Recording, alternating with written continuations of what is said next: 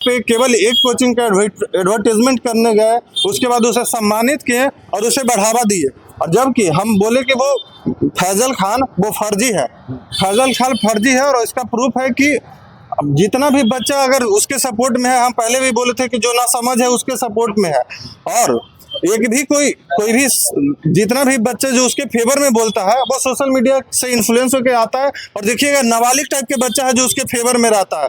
कोई भी जिसके पास थोड़ा भी समझदारी है वो थोड़ा दिन तक वहां पे जाता है और वहां से हट जाता है। मैं खुद फैजल खान गिरगिट की तरह रंग बदलता है, क्योंकि वो बच्चे को परेशान करता है। उसके परेशानी में हम आपको एक वीडियो दिखाते हैं, देखिए। फैजल खान वो मेरे से माफी मांगा था, तब हम उसको जाने दिए और हम बजाबते मना कर दिए थे कि इसके पास कोई नहीं है ना। मेरे कांटेक्ट में कोई भी अगर पूछता है कि फैजल खान के पास जाए पढ़ने, हम बोलते हैं उस फ्रॉड मास्टर है। हम आपको एक वीडियो दिखाना चाहेंगे, आप वीडियो देख लीजिए कि वो किस तरीके का आदमी और कैसे कैसे गिरगिट की तरह वो रंग बदलता है।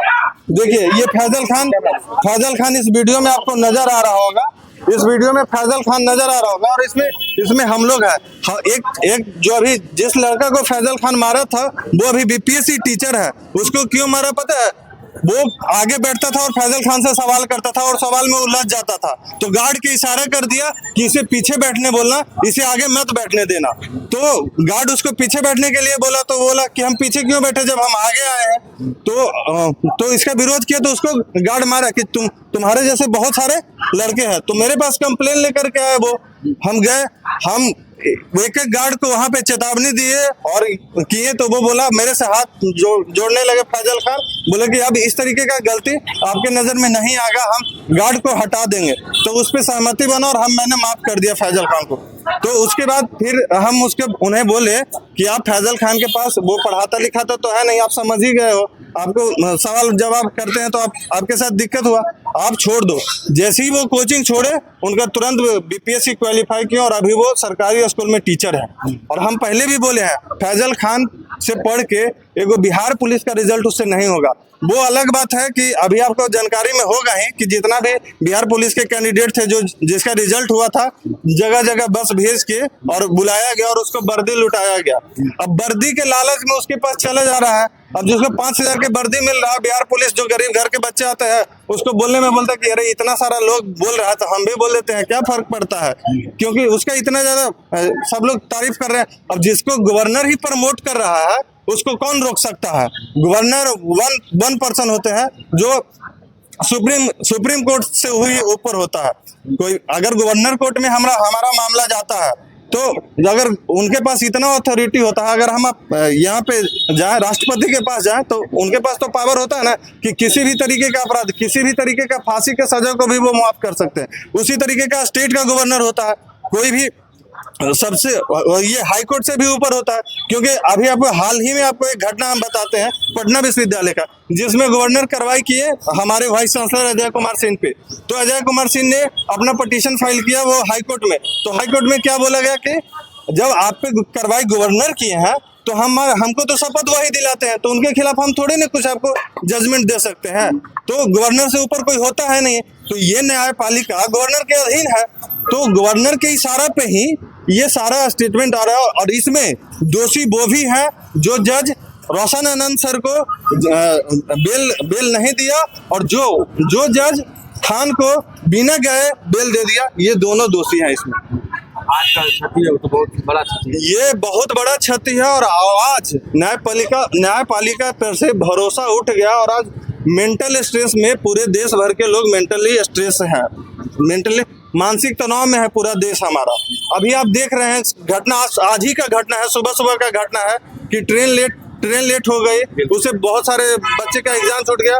और उसके बाद एक घटना है कि दब के मर गया। देश का स्थिति ऐसा बना दिया है सरकार कि वो दब के मर रहा है। गर्मी के कारण पैसेंजर ट्रेन में गया से पटना आने में एक बच्चा दब के मर गया। तो ये सब स्थिति वो ठीक नहीं कर रहा है, लेकिन इस तरीके का भ्रामक बात फैला रहे हैं और तरह तरह के लोग जो उनके दलाल हैं उनको प्रमोट करने का ये साजिश सरकार के द्वारा चलाया जा रहा है। मेंस के एग्जाम और मेंस के एग्जाम में दरोगा बेंस का जो एग्जाम है उसका पेपर आ गया। तो यहाँ पे शिक्षा मंत्री बोलते हैं और सम्राट चौधरी जी बोलते हैं कि उसका पेपर एग्जाम के बाद आया।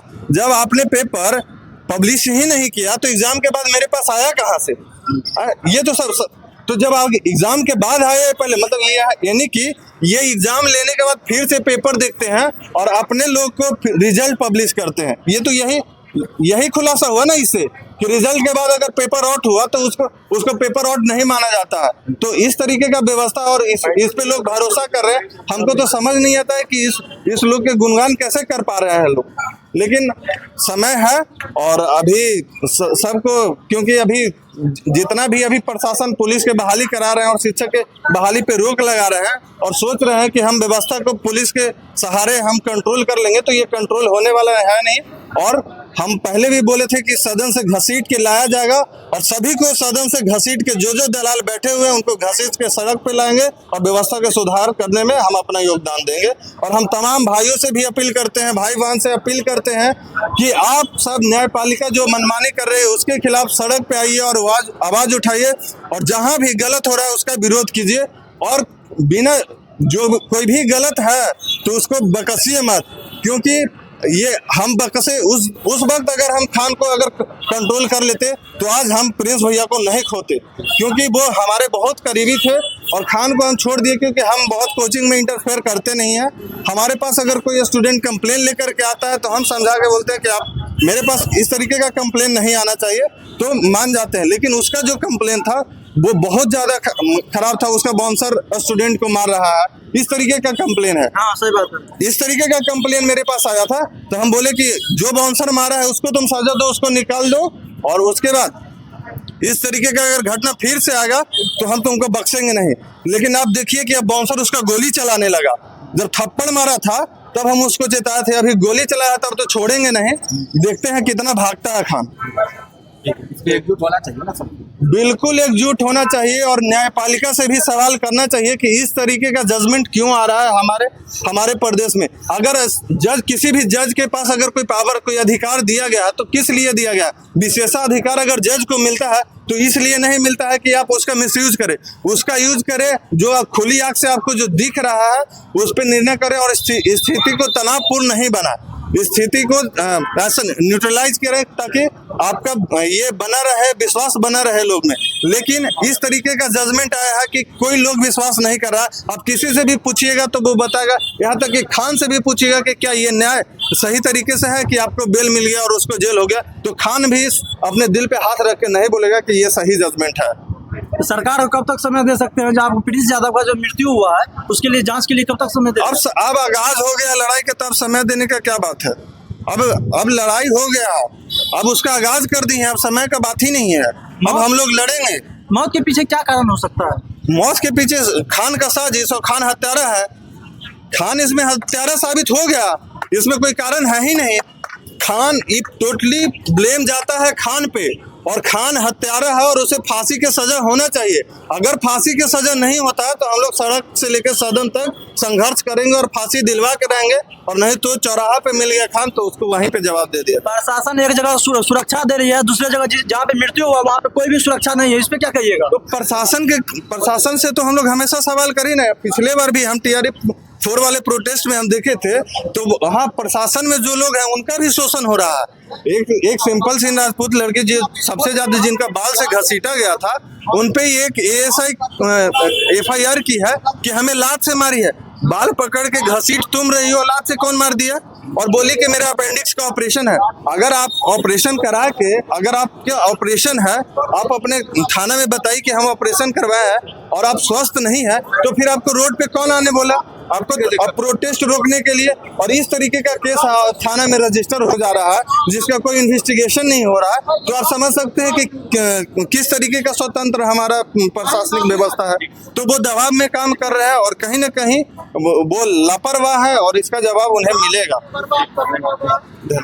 चलिए, आप लोग देख रहे थे जनता दर्शन न्यूज में बिट्टू कुमार, और मैं आप लोग को दिखा रहा था ज्ञान बिंदु के पास से। और यहाँ के जो आज प्रिंस यादव की जो हत्या हुई है, रोशन आनंद के भाई, और राम और लक्ष्मण की तरह जो है कोचिंग संचालन करते थे। एक भाई पढ़ाते थे तो एक भाई जो है कोचिंग को संभालने का काम करते थे।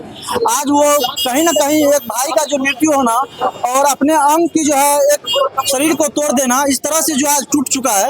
रोशन आनंद को भी जो है पता चल रहा है जो जेल में जो उसको जो पानी चढ़ाया जा रहा है, और यहीं पे जो देख सकते हैं स्टूडेंट सभी आए हुए हैं और हम इन सब से बात किए।